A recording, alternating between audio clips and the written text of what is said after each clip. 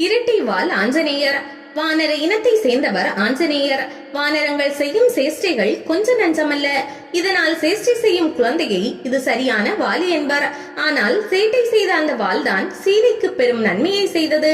ஆஞ்சநேயரின் வாலில் அரக்கர்கள் தீ வைத்ததும் அவர் இலங்கையையே சுட்டு பொசுக்கி விட்டார். ஒரு வாளுக்கு இவ்வளவு சக்தி என்றால் இரட்டை வாள் இருந்தால் நிலைமை என்னாகி இருக்கும்? ராவணனின் கதை அப்போதே முடிந்திருக்கும்.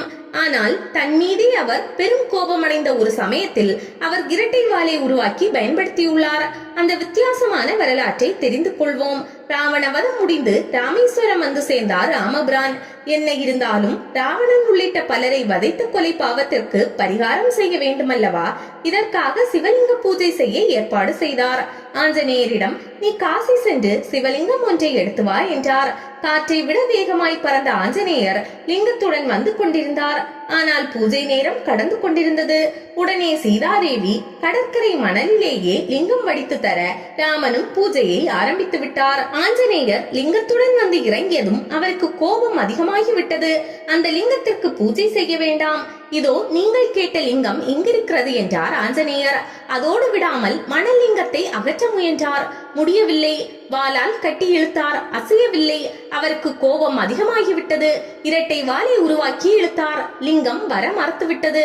பின் ராமனின் அறிவுரைப்படி சீதா வடித்த லிங்கத்திற்கு ராமலிங்கம் என்றும் ஆஞ்சநேயரின் லிங்கத்திற்கு அனுமலிங்கம் என்றும் பெயரிடப்பட்டு அனுமலிங்கத்தை வணங்கிய பிறகே பக்தர்கள் ராமலிங்கத்தை வணங்க வேண்டும் என்ற நடைமுறை உருவாக்கப்பட்டது.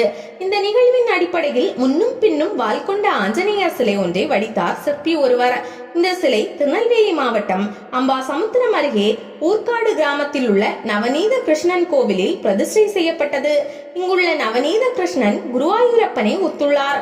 கையில் வெண்ணெய் மற்றும் லட்டுடன் பாலகனாய் காட்சி தருகிறார். மூர்த்தி சிறிதென்றாலும் கீர்த்தி பெரிது என்பது இந்த கோவிலுக்கு பொருந்தும். ஏனெனில் இரட்டை வால் ஆஞ்சநேயர் இங்கு இருக்கிறாரே, இவரை வணங்கினால் பக்தர்களின் துன்பத்தை தன் இரட்டை வாளால் துடைத்தறிந்து விடுவார்.